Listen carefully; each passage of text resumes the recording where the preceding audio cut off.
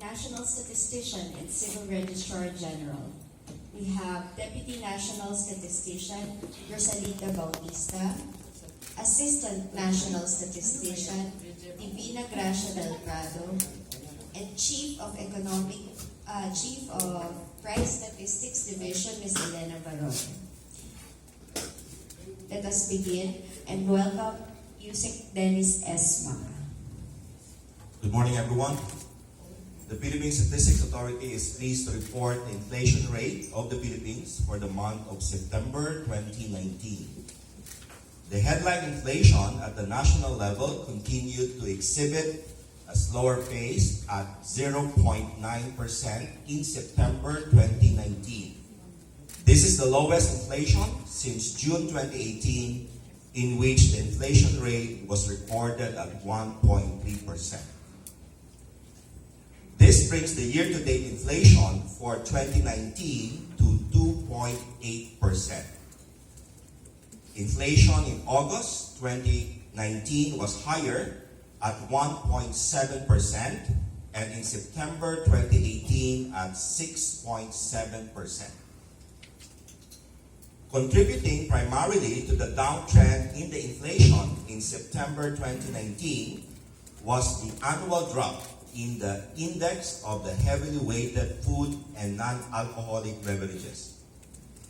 Contributed to the slower inflation in September 2019 were the annual decreases in the indices of the following food groups. Rice, negative 8.9% from negative 5.2%. Corn, negative 4.1% from negative 3.7%. Vegetables, negative 4.7% from negative 1.4%. Sugar, jam, honey, chocolate, and confectionery, negative 4.1% from negative 2.9%. Also contributing to the slower inflation were the slower markups in the following food groups. Fish, 1.4% from 2.8%, and oils and fats, 1.2% from 1.8%. The slowdown of the September 2019 inflation was also brought about by the slower annual rate in housing, water, electricity, gas, and other fuels. This may be attributed to the negative annual rates still observed in the following commodities. Electricity, minus 5.8% from minus 2.6%. LPG, minus 11.1% from minus 8.9%. And kerosene, minus 7% from minus 4.9%. The transport also contributed to the downward trend of the September 2019 inflation, particularly petroleum and fuels for personal transport equipment, which declined further by 8.1% in September 2019 from negative 5.2% in August 2019. Among the 11 commodity groups, the top contributor to the overall inflation was restaurant and miscellaneous goods and services, which recorded an annual rate of 3.0%. The share of this commodity group to the overall inflation was 45.8%. Specifically, the items that primarily contributed to the September 2019 inflation of this commodity group were the following. Meals eaten outside the home, 3.2% inflation and 67.7% share. Personal care, 2.8% inflation and 28% share. And finally, personal effects, 2.1% inflation and 3.2% share. The second commodity group that largely contributed to the overall inflation was alcoholic beverages and tobacco, which posted 14.3% inflation and a share of 27.5% to the overall inflation.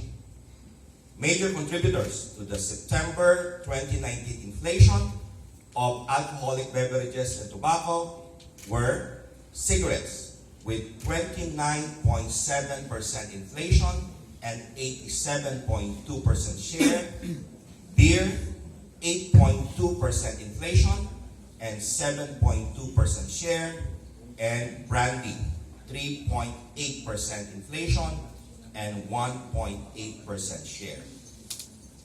The third major contributor to the overall inflation was housing, water, electricity, gas, and other fuels, which had a 0.8% inflation and 21.4% share to the overall inflation in September 2019.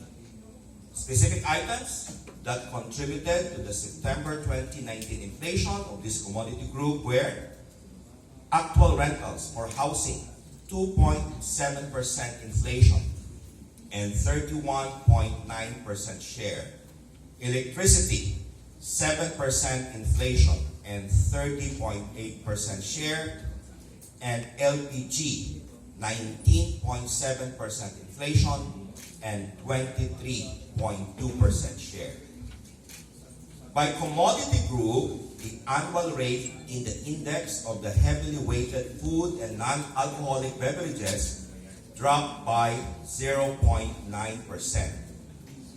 Likewise, the annual change of transport index decreased further by 0.9% in September. Lower annual increases were also posted in the following commodity groups in September 2019. Clothing and footwear, 2.7%. Housing, water, electricity, gas, and other fuels, 0.8%. Communication, 0.2%. Recreation and culture, 1.4%. Restaurant and miscellaneous goods and services, 3.0%. Inflation of alcoholic beverages and tobacco index moved up further by 14.3% in September 2019 compared from its annual rate of 10.1% in August 2019. Meanwhile, the following commodity groups retained their August 2019 annual rates. Furnishing, household equipment, and routine maintenance of the house, 2.9%. Education, 4.6%. And health, 3.1%. By region, inflation in the National Capital Region likewise is further to 0.9% in September 2019. Its annual rate was higher in August 2019 at 1.4% and in September 2018 at 6.3%.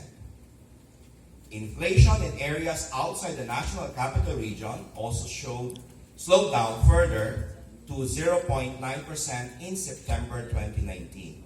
In August 2019, inflation was recorded at 1.8% and in September 2018 at 6.8%.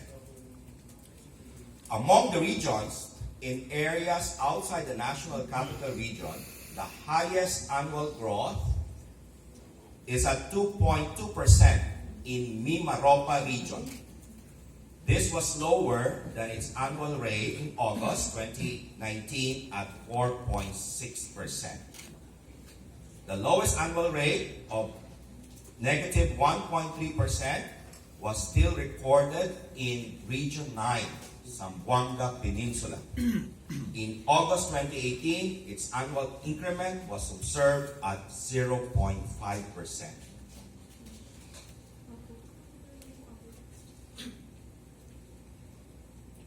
Among the regions in areas outside the National Capital Region, the following posted negative annual rates in September 2019. Ilocos, Region 1, negative 0.2%. Eastern Visayas, Region 8, negative 0.1%. Zamboanga Peninsula, Region 9, negative 1.3%, and Caraga, negative 0.3%.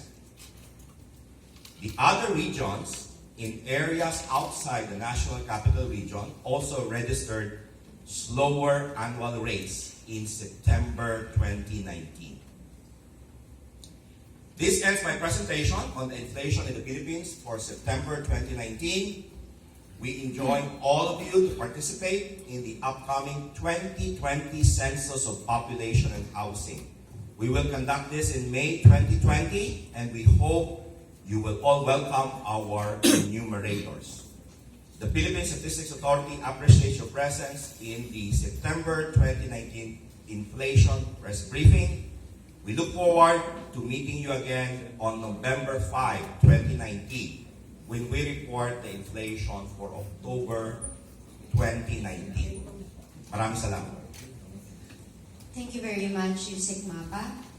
Now, before we begin the question and answer portion, we will be distributing the press kits.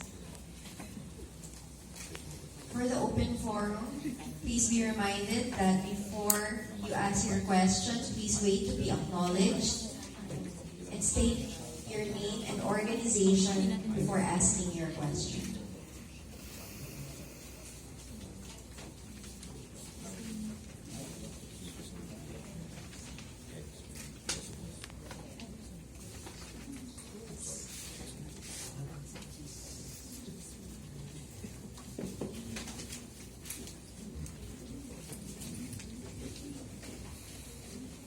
We now open the floor for questions.